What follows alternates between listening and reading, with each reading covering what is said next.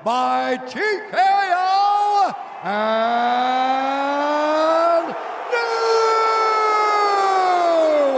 UFC Undisputed Light Heavyweight Champion of the World, Alex Poatan Pereira.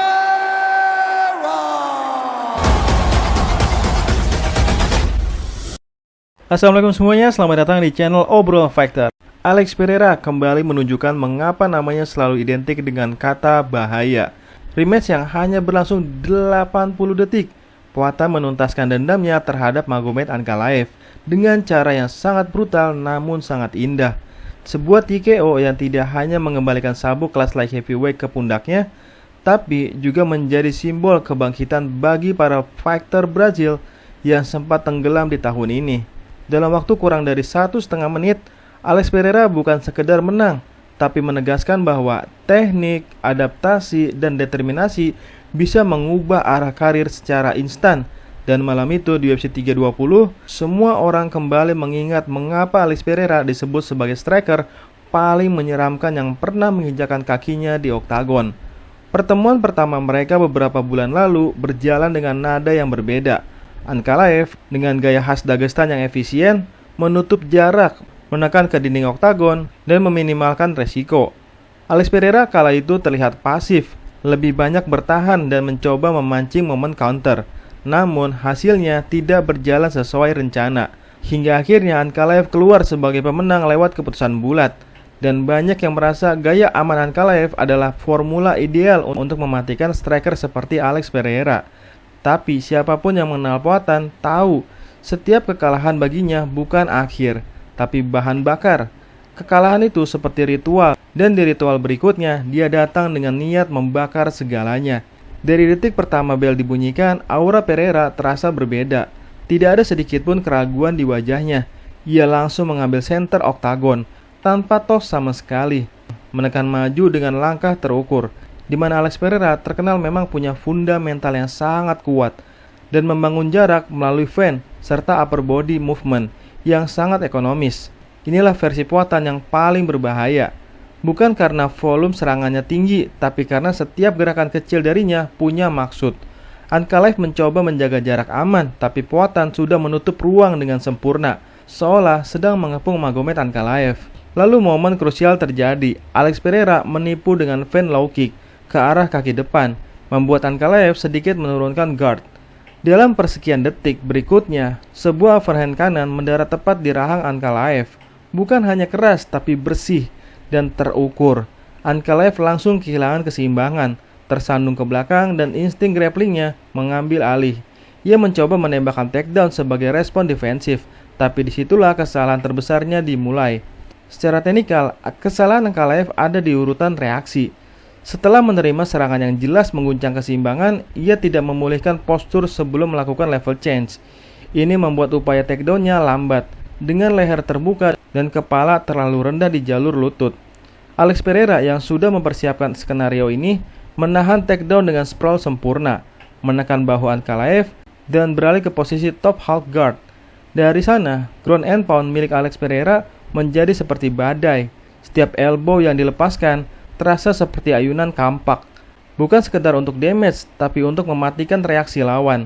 Ankalaev mencoba bertahan, namun pukulan vertikal terakhir Alex Pereira yang mirip seperti 12-6 elbow membuat tubuhnya sepenuhnya kolaps.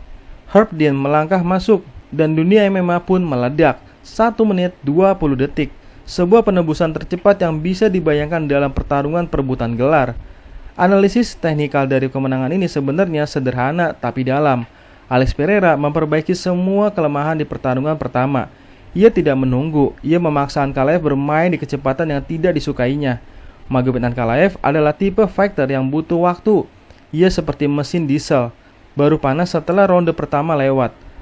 Lawan yang memberi ruang membuatnya berbahaya, tapi lawan yang menekan sejak awal justru mengacaukan ritme kontrolnya. Dalam pertarungan pertama, Alex Pereira membiarkan Ankalaev mengatur posisi clinch dan menekan dari sisi cage. Di sini, Poatan memotong jarak secara diagonal, mencegah Ankalaev menempelkan punggungnya ke dinding, dan memaksa pertarungan berlangsung di tengah. Ini penting, karena di tengah oktagon Ankalaev tidak bisa memanfaatkan wrestling chain-nya secara maksimal. Selain itu, Alex Pereira memperkuat timingnya terhadap counter takedown. Banyak striker elit gagal melawan wrestler bukan karena kekuatan fisik, tetapi karena tidak memahami ritme serangan lawan.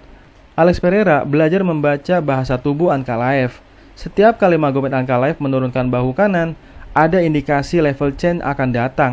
Maka dari itu, pukulan kanan yang ia lepaskan bukan sembarangan. Itu adalah hasil observasi yang matang. Ketika Ankalaev menurunkan bahu untuk mengantisipasi low kick, Alex Pereira tahu itu adalah celah di mana kepala lawan berada di garis yang sama dengan overhand-nya. Hasilnya, satu pukulan menjadi pembuka untuk segalanya. Dari sisi Ankalaev, kekalahannya adalah kombinasi dari faktor mental, prediksi keliru, dan underestimation. Ia tampak percaya diri setelah menang di pertemuan pertama. Ia mungkin mengira Alex Pereira akan kembali bermain hati-hati, menunggu momen counter seperti sebelumnya. Karena itu, Ankalaev mengawali dengan postur kaku dan guard rendah, fokus ke middle kick dan jab. Ia tidak menyangka Poatan akan menekan dengan kecepatan secepat itu. Dan dalam dunia MMA, seringkali fighter yang lebih cepat mengambil inisiatif adalah yang menang. Karena pada titik itu, strategi lawan belum sempat diaktifkan.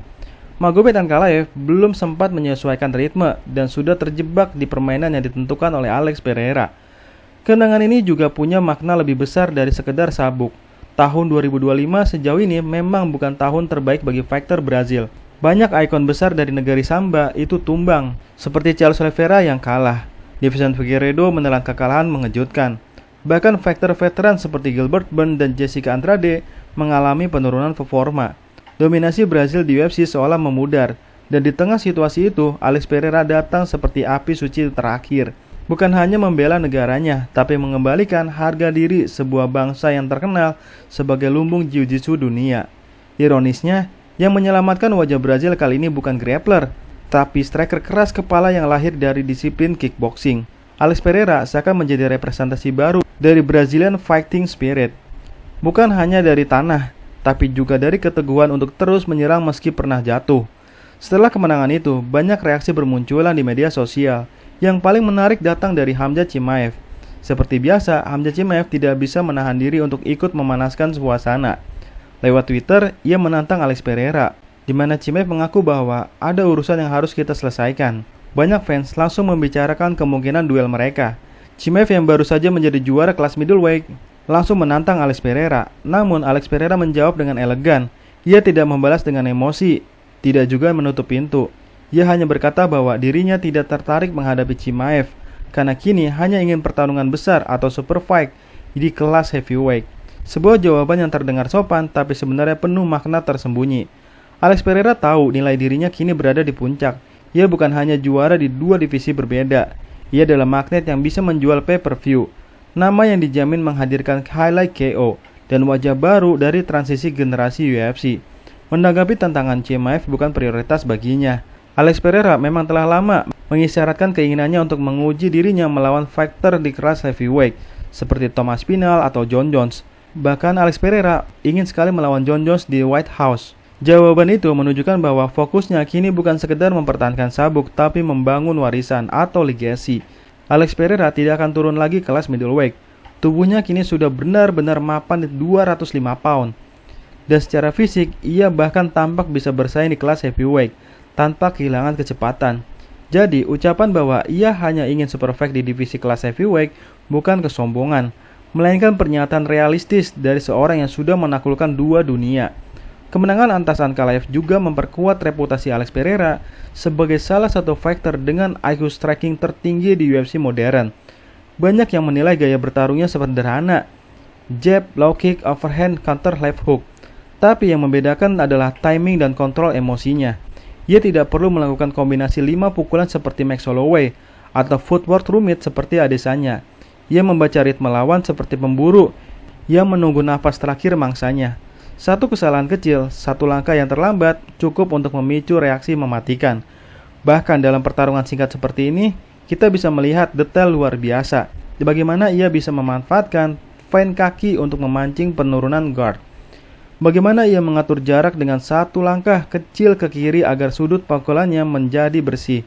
Setiap detail kecil itu adalah hasil pengalaman panjang di dunia kickboxing, di mana satu celah bisa menentukan hidup dan mati di ring. Banyak fighter gagal di rematch karena mencoba mengulang strategi lama dengan sedikit modifikasi. Alex Pereira justru membalik total pendekatan. Ia tahu Ankalaev akan mempersiapkan defense untuk leg kick dan counter kiri. Jadi ia memindahkan fokus ke overhand kanan. Gila, cerdas nggak tuh? Senjata yang jarang ia gunakan di fight sebelumnya. Setelah kemenangan, ia tidak berteriak, tidak memprovokasi, tidak menatap kamera dengan kesombongan. Ia hanya menunduk, berterima kasih pada timnya, dan tersenyum kecil.